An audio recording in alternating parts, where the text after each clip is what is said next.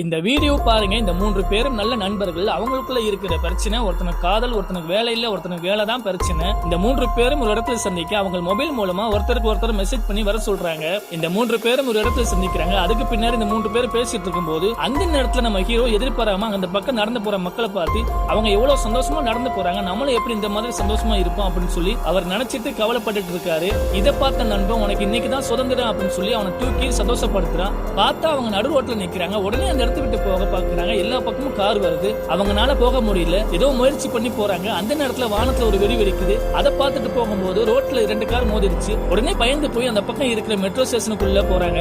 அந்த பக்கம் வர்ற போலீஸை பார்த்துட்டு அவங்க அந்த சைடுல உள்ள பாத்ரூம்குள்ள ஒளிய போறாங்க. அங்க போயிட்டு 3 பேரும் மெசேஜ்ல பேசிக்கிறாங்க. அப்படி அவங்க பேசிட்டு இருக்கும்போது டக்குன்னு கரண்ட் ஆஃப் ஆகுது. அவங்களோட மொபைலும் வேலை செய்யல. உடனே டோர் ஓபன் பண்ணி வெளியே பயந்து போய் வந்து பாக்குறான். பார்த்த உடனே அதிர்ச்சி ஆகுனா அந்த இடத்துல யாருமே இல்ல. வெறிச்சோடி இருக்கு. அந்த ஊர்லயே மக்கள் யாருமே இல்ல.